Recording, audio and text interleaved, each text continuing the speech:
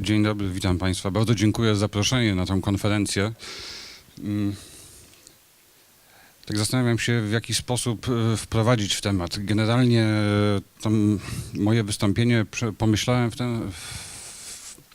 z taką strukturą, że najpierw krótko opowiem o tym, jak wygląda obecny stan i taka drobna historia tego, w jaki sposób artyści walczą o swoje prawa socjalne, w którym momencie tak naprawdę się obudzili, w którym momencie to wszystko się zaczęło. Przepraszam, w jaki sposób mogę zmieniać slajdy? Jest, super.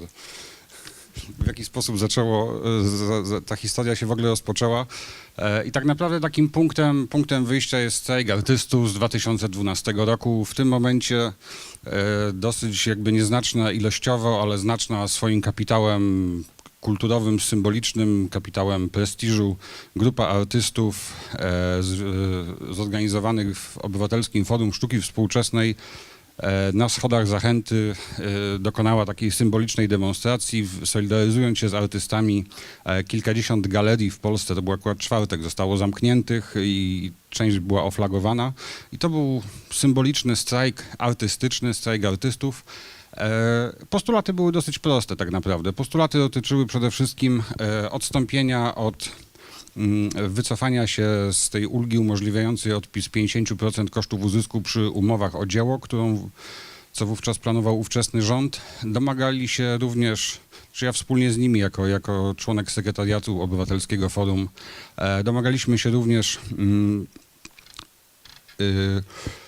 stworzenia systemu, który umożliwi dostęp do ubezpieczeń społecznych i socjalnych dla czynnych artystów oraz domagaliśmy się również wypłacania honorariów dla artystów wizualnych, ponieważ ta sytuacja okazała się tak naprawdę bardzo tragiczna. Jak potem trafiliśmy na takie liczby, mianowicie Brytyjski Związek Zawodowy Artystów prostą ankietą wyliczył, że 70% artystów wizualnych, pokazując swoje prace w galeriach, nie dostaje żadnego honorarium. W Polsce ta liczba prawdopodobnie wówczas była jeszcze wyższa, ale Obywatelskie Forum bardzo szybko przeszło do działania i w 2014, znaczy tak błyskawicznie, chwilę to zajęło. W 2014 roku, na początku jeszcze zimą, zostało podpisane porozumienie o minimalnych wynagrodzeniach dla artystów, dla twórców. Oczywiście rzecz dotyczyła tylko i wyłącznie twórców wizualnych, do tego porozumienia przystąpiło kilkanaście instytucji, łącznie z tymi najbardziej prestiżowymi, najważniejszymi, czyli z Zachętą, Muzeum Sztuki Nowoczesnej, Zamkiem Ujazdowskim, galerię z tej sieci, byłej sieci BWA. Część oczywiście instytucji odmówiła, twierdząc, że jest to ingerowanie w ich relacje z artystą, które powinny być dokonywane na zasadzie zupełnie indywidualnej. Taki jakby standardowy argument. W każdym bądź razie ta sytuacja artystów zaczęła się trochę zmieniać. W tym samym czasie okazało się, że ZAIKS bardzo mocno lobbuje w Ministerstwie Kultury, ponieważ chce przejąć od Związku Polskich Artystów Plastyków koncesję na prawa do zbiorowego zarządzania prawami do utworów wizualnych. Po takim dosyć intensywnym proteście udało nam się tą rzecz zastopować, natomiast im bardziej badaliśmy strukturę przychodów artystów wizualnych, tym bardziej się okazywało, że to jest po prostu praca w dużej mierze hobbystyczna, że jest wykorzystywany taki powołaniowy charakter ich pracy i że tak naprawdę tylko niewielka elita przez bardzo krótki czas, przez krótki fragment swojej kariery jest w stanie utrzymać się, czy liczyć na jakiś stały dochód, natomiast cała reszta tak naprawdę pracuje na czymś, co chyba Janek Sowa określił, tak zwanym artyzolu, czyli takiej magicznej substancji, która każe im po prostu dokonywać wyborów ekonomicznie nieracjonalnych, każe im pracować za darmo i każe im się godzić na warunki, które w każdym innym zawodzie zostałyby uznane za całkowicie upokarzające. Żeby Państwu uświadomić jakby skalę tego problemu, pokażę, jakie są kwoty. Te kwoty, które wynegocjowaliśmy, które przez dużą część galerii w którymś momencie zostały uznane za wręcz kosmiczne, to są tak naprawdę takie żałosne pieniądze, nie? Czyli 800 za udział w wystawie zbiorowej. Takich wystaw czynny artysta w roku ma może, nie wiem, 4 albo 5, jeśli dysponuje odpowiednio ciekawym dorobkiem. Wystawa projektowa 1200, są oczywiście kwoty brutto oraz odpowiednik płacy minimalnej ówczesnej za wystawę indywidualną. To są bardzo skromne pieniądze. Jak się okazało, dla publicznych galerii w wielu przypadkach były to kwoty bardzo duże i dopiero taka konsekwentna medialna awantura, którą robiliśmy, wyciąganie tego argumentu, że artyści po prostu nie mogą finansować funkcjonowania galerii publicznych, że nie mogą jakby swoją darmową pracą przyczyniać się do tego, że te galerie po prostu mają osoby, które zapełniają im program, no bo w ten sposób to działa, doprowadziło do tego, że artyści już trochę tak bardzo się nie boją pytać o te honoraria, bardziej dyrektorzy wielu galerii wstydzą się odpowiedzieć, że ich nie ma, więc teraz sytuacja wygląda w ten sposób, że w tych najbardziej skrajnych przypadkach honoraria są wypłacane, ale honorarium to jest zwykle dieta pobytowa, zwrot kosztów podróży, część zwrotu kosztów produkcji pracy, ale generalnie to się nazywa honorarium. No, akcent został trochę przesunięty do optymalnej sytuacji, jeszcze dużo brakuje. Również w 2014 roku, idąc za ciosem, powołaliśmy Komisję Środowiskową Pracowników Sztuki. Wtedy jeszcze nie było orzeczenia Trybunału Konstytucyjnego dotyczącego możliwości zrzeszania się w związkach zawodowych przez osoby nieposiadające stałego zatrudnienia, tak jak mówi o tym obecna ustawa. Postanowiliśmy założyć, tak w sumie półlegalnie na granicy prawa, komisję środowiskową, czyli podobnie jak, nie wiem, pielęgniarki, jak niektórzy nauczyciele, niektórzy wykładowcy. Dysponujemy komisją środowiskową, która jest częścią Związku Zawodowego Inicjatywa Pracownicza. To jest związek anarchosyndykalistyczny, z którym podjęliśmy bliską współpracę i w sumie bardzo mocno weszliśmy w ten związek, co bardzo sobie cenimy. Wówczas artyści zajmujący się różnymi rodzajami sztuki wspólnie założyli tę komisję. Komisja działa raz szybciej, raz wolniej. Generalnie podejmujemy różne inicjatywy, które cieszą się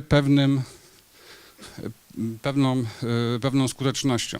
Tutaj są wymienione niektóre z rzeczy, które robiliśmy. Najważniejszym tak naprawdę naszym dokonaniem, jeśli chodzi o stronę systemową, było prowadzenie negocjacji na poziomie ministerialnym, to znaczy regularnie spotykaliśmy się jako reprezentacja artystów. W tej reprezentacji byli tłumacze, byli lektorzy, był przedstawiciel Polskiej Rady Muzycznej, muzycy orkiestrowi, artyści wizualni, pisarze. Aktorzy oczywiście, tam część aktorów reprezentowanych przez ZASP się znalazła i rozmawialiśmy o tym, w jaki sposób Ministerstwo Pracy może zacząć myśleć o tym, żeby tych aktorów jednak włączyć do tego systemu ubezpieczeń społecznych, ponieważ w tym momencie mamy poważną grupę pracujących ludzi, aktywnych zawodowo, dosyć intensywnie nawet pracujących, którym nie przysługuje ubezpieczenie zdrowotne, którzy nie wypracowują sobie prawa do emerytury i tak naprawdę znajdują się w sytuacji takiego XIX-wiecznego pracownika sektora przemysłowego, może w ten sposób. W podjęciu tych negocjacji bardzo nam pomógł ten dokument, który ku zdziwieniu wielu polityków wyciągnęliśmy. To jest rezolucja Parlamentu Europejskiego z 2007 roku. Zdziwienie było jeszcze większe, ponieważ się okazało, że wielu polskich europosłów głosowało za tą rezolucją. I niektórzy z tych, to jest naprawdę coś niesamowitego, niektórzy z tych, którzy głosowali za tą, byli naprawdę wtedy obecni na sali plenarnej, dowiedziała się od nas, że taka rezolucja istnieje, bo wcześniej twierdzili, że artyści po prostu powinni zakładać firmy i w ten sposób opłacać sobie składki. Ta rezolucja jest dokumentem, który już został zrobiony po tym ostatnim rozszerzeniu Unii w 2007 roku, oczywiście z inicjatywy frakcji socjalistycznej. Był tam jeden polski akcent, mianowicie podczas prac w Komisji Mediów i Kultury Parlamentu Europejskiego jeden z posłów z PSL-u domagał się dopisania artystów ludowych i to w którymś miejscu faktycznie zostało zrobione i to był jakby taki najmocniejszy polski akcent. Ta rezolucja jest dokumentem międzynarodowym, który kontynuuje jakby dorobek tych deklaracji belgradzkiej, deklaracji UNESCO, pierwszej rezolucji Parlamentu Europejskiego sprzed rozszerzenia, bodajże z 2001 roku. I ona mówi dosyć prosto, że to przesłanie jest dosyć proste. Artyści, twórcy i wykonawcy pracują w sposób nieregularny, mają nieregularne przychody i należy dostosować system podatkowy i system ubezpieczeń społecznych do charakteru ich pracy. To jest jakby takie główne przesłanie. Faktycznie w wielu krajach tej szybszej, lepszej Europy takie rozwiązania mają miejsce. Jest system francuski, niemiecki, W niektórych krajach, gdzie jest dosyć wysoki poziom, relatywnie wysoki państwa dobrobytu, nie ma takiego konieczności jakby wydzielania osobnego systemu dla artystów. Natomiast no, my znajdujemy się w miejscu, gdzie rozwój zawsze wiąże się z przemocą, dlatego mamy takie bardzo śladowe po prostu rzeczy. Mamy Komisję do Spraw Emerytalnego Zabezpieczenia Twórców. To jest taka niesamowicie dziwna rzecz, która powstała na początku lat 90., kiedy filmowcy, najprawdopodobniej mający duże przełożenie na parlamentarzystów, dokonali takiego zapisu, że artysta, który przechodzi na emeryturę, generalnie w każdym momencie swojego życia może opłacić składki wstecz. Czyli jeśli ktoś ma powiedzmy 70 parę lat i w tym momencie chce ustalić sobie prawo do emerytury, idzie do tej komisji i udowadnia, kiedy zaczął być artystą, kiedy zaczął pracować jako artysta. Jeśli na przykład udowodni, że skończył studia, nie wiem, w 65 roku, to w tym momencie może opłacić sobie składkę wstecz i składka do lat 90. za lata 60., 70. i 80. wynosi niecałe 200 zł po waloryzacji. Czyli to jest unikatowy w ogóle w skali europejskiej bonus. Natomiast ci twórcy, którzy są trochę młodsi, ci, którzy obecnie pracują, absolutnie są z tego systemu wykluczeni, ponieważ są zmuszani do opłacania jako artyści w ramach tej kasy zabezpieczenia artystycznego składek w wysokości takich samych jak w przypadku prowadzenia działalności gospodarczej, czyli to jest koło 1000 zł tam z jakimiś dodatkami. Rzecz absolutnie nieosiągalna dla artystów wizualnych, dla wielu innych dziedzin również. No i negocjując z tym Ministerstwem Pracy, również z przedstawicielami Ministerstwa Kultury, w którymś momencie nawet Ministerstwa Zdrowia i Finansów, ten zespół się rozrósł, zaczęliśmy się zastanawiać, analizując te systemy obecne w krajach Europy Zachodniej, w jaki sposób możemy stworzyć ten system dla artystów polskich. Oczywiście odpowiedź, która zawsze padała, była taka, że w żadnym wypadku nie możemy sięgać do źródeł budżetowych. Oczywiście budżet jest czymś tak świętym, że czołgi, rakiety, nie wiem, cokolwiek innego, bomba atomowa, ale nie daj Boże ubezpieczenie dla artystów, którzy są dodatkowo jeszcze bardzo skromnie opłacani za swoją pracę przez instytucje publiczne. Więc w tym momencie w naturalny sposób zaczęliśmy szukać źródeł w przychodach z tytułu funkcjonowania tego całego systemu jakby pobierania opłat określonych w ustawie o prawach autorskich. Oczywiście rzuciła nam się szybko w oczy opłata reprograficzna i zaczęliśmy się zastanawiać, czy nie jest to dobry pomysł, ponieważ wokół tej opłaty trwa absolutny klincz, prawda, taki klincz jakby polityczny, decyzyjny. Z jednej strony mamy organizacje zbiorowego zarządzania prawami, które nie cieszą się specjalnie dużym zaufaniem ze strony artystów. Podczas tych negocjacji nawet padło określenie, że Związek Piłki Nożnej się cieszy większym prestiżem społecznym niż ZAIKS i jakoś nikt przeciwko temu nie protestował. Z drugiej strony mamy Związek Producentów i Dystrybutorów, który próbuje po prostu ochronić się przed dodatkowym obciążeniem fiskalnym, co jest ekonomicznie racjonalne w kategoriach moralnych. Myślę, że możemy tutaj podjąć pewną negocjację.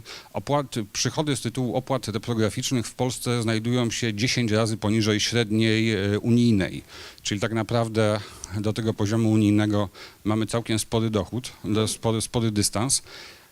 No i jest jeszcze kolejny argument, mianowicie wszyscy, którzy korzystają z pracy artystów, a producenci i dystrybutorzy korzystają z tej pracy artystów w sposób bardzo trudny bezpośrednio do wykazania, ponieważ te urządzenia służą jednak odbieraniu pewnych treści, które powstają poprzez pracę artystów, z ich inspiracji i no jest to dosyć mocny związek. Powinni po prostu ponieść pewne koszty, tym bardziej, że istnieje bardzo wyraźna rama prawna. I w tym momencie z opłaty reprograficznej przychód budżetowy wynosi około 28 milionów złotych, natomiast ostrożne szacunki mówią o tym, że gdyby tą opłatę naliczyć ponownie, uwzględniając rozwój technologiczny, który nastąpił od ostatniego rozporządzenia ministra z 2003 roku, ta kwota byłaby przynajmniej 10 razy większa. Natomiast ile jest potrzebne, żeby ubezpieczyć artystów? I tutaj jest kolejna kontrowersyjna instytucja, która nam bardzo pomogła. Mianowicie według liczb, które się znajdują na stronie Ministerstwa Kultury i liczb, które podaje Ministerstwo Spraw Wewnętrznych, księży i artystów jest w Polsce tyle samo. Dlatego Fundusz Kościelny w tym momencie jest czymś bardzo użytecznym, ponieważ możemy oszacować na jego podstawie, ile pieniędzy potrzebujemy z budżetu, żeby ubezpieczyć tych artystów. Okazuje się, że kwota nie jest aż tak duża w stosunku do tego, co można uzyskać z tytułu opłaty reprograficznej. Co więcej, w ten sposób opłata reprograficzna przysłuży się do zdywersyfikowania sposobu dystrybucji tych finansów, tego przepływu finansowego, który jest generowany z tytułu praw autorskich i samej opłaty reprograficznej. To znaczy, w momencie, gdyby te pieniądze przepływały tylko i wyłącznie przez organizacje zbiorowego zarządu, no mielibyśmy do czynienia z pewną kontrowersją, ponieważ te organizacje raz sobie z tym radzą lepiej, raz gorzej, natomiast zdywersyfikowanie tego strumienia finansowego spowoduje, że artyści będą mieli po prostu dostęp do pieniędzy, które generuje tak naprawdę ich praca. Więc ten argument jest dosyć mocny i tutaj niektórzy z polityków bez problemu się na to zgadzali. Potem oczywiście temat ucichł i w momencie, kiedy skończyła się poprzednia kadencja, straciliśmy możliwość negocjowania, co było ciężkie, te negocjacje były dosyć ciężkie, natomiast opracowaliśmy założenie takiego projektu funduszu artystycznego, czyli instytucji, która mogłaby zapewnić dostęp do ubezpieczeń społecznych dla twórców. I oczywiście pierwsze pytanie, które zawsze pada podczas rozmowy na temat funduszu artystycznego, to jest, jak stwierdzić, że ktoś jest artystą, przecież każdy może być artystą i tutaj zwykle następuje taki szeroki uśmiech, że mamy was. No, odpowiedź jest dosyć prosta. Każdy, kto zarabia każdy, kto zarabia z tytułu swojej pracy twórczej, może być uznany za artystę. Jeśli zarabia powyżej pewnego pułapu, to może być członkiem kasy artystycznej, tej kasy, którą planujemy. Składka oczywiście musi być refundowana z środków, o których mówiłem wcześniej, czyli w oparciu o tą zrewitalizowaną opłatę reprograficzną, ponieważ artyści są w stanie ponosić najwyżej, nie wiem, 1/5 tej wysokości, żeby te ubezpieczenia faktycznie działały. Musi być możliwość opłacania składek z wyprzedzeniem, co też jest bardzo kontrowersyjne dla urzędników z Ministerstwa Pracy, oraz oczywiście możliwość zawieszania członkostwa w tej kasie w przypadku uzyskania innego źródła zarobkowania czy zatrudnienia. Oraz oczywiście te kleszcze muszą jakby działać w dwie strony, to znaczy z jednej strony osoba, która chciałaby być ubezpieczona, musi zarobić powiedzmy tam kwotę 2 średnich krajowych jako twórca, natomiast nie może zarobić poza tym więcej niż jakiś tam pułap, powiedzmy 3 średnie krajowe i w tym momencie kryterium dochodowym łapiemy bardzo łatwo wszystkich tych, dla których praca twórcza jest jednym z najważniejszych albo najważniejszym elementem ich aktywności zawodowej, bez jakiegoś weryfikowania twórczości, bez weryfikowania dyplomów, bez tej całej strasznej kontrowersji, która mogłaby się wydarzyć. I puenta mojego wystąpienia jest generalnie taka, że zrealizowanie tych dyspozycji, zaleceń zawartych w dokumencie Parlamentu Europejskiego, w tej rezolucji, która jest dosyć ważna, pomoc artystom w wykorzystaniu takich zdobyczy, nie wiem, jeszcze XIX-wiecznych, jak ubezpieczenia społeczne, jest możliwe poprzez przerwanie tego decyzyjnego klinczu wokół opłaty reprograficznej z braku po prostu innych osiągalnych źródeł. I ja myślę, że na tym zakończył. Dziękuję bardzo.